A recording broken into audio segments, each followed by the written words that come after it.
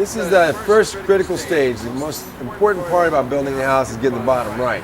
So, we've already completed the beamwork, we've completed the joist work, the blocking, came in and put our diagonally laid decking, in this case a plank. It was a lath on a roof the last time. So it's just a 1x4, very simple 1x4. Then we came back in, and in this case Mackey's chosen a mix of woods. We're going to have a mix of widths, longleaf pine in a 4-inch, 3.5 inch. There's a maple, there's a narrow pine and a 2.25 inch.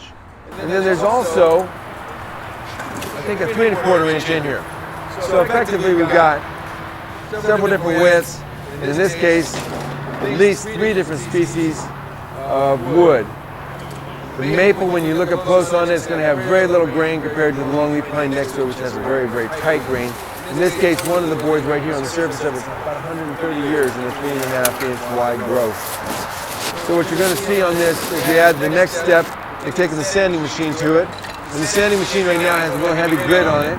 It'd be even better to have a little heavier grit because we're sanding off old polyurethane, and it gums up the sandpaper extremely to the point that you got to throw it away regularly. Remember, it costs a lot of money to sand off polyurethane. So we came through and hand scraped it first to get the polyurethane down, and now we're sanding it.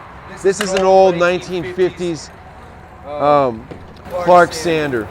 In this particular instance, it's an EC8. I've used this brand for years. You can buy these, if you're lucky, used about 600, 800 bucks. They're worth every penny of it. Giant motor. And effectively what it does is it grinds it off. But if there's polyurethane or paint, it plugs up the sandpaper fast. It's about $5 a stick for the sandpaper, so you don't want to gum it up. There's erasers you can buy that actually help you erase the grit off of it, the gunk off of it. And you can actually cook the sandpaper in a crock pot and with some whisk and actually boil off a lot of the varnish and get another run out of it. If somebody gets this as a co-op, as a group, this will sand 100 houses. If you need parts, there's lots of parts out there.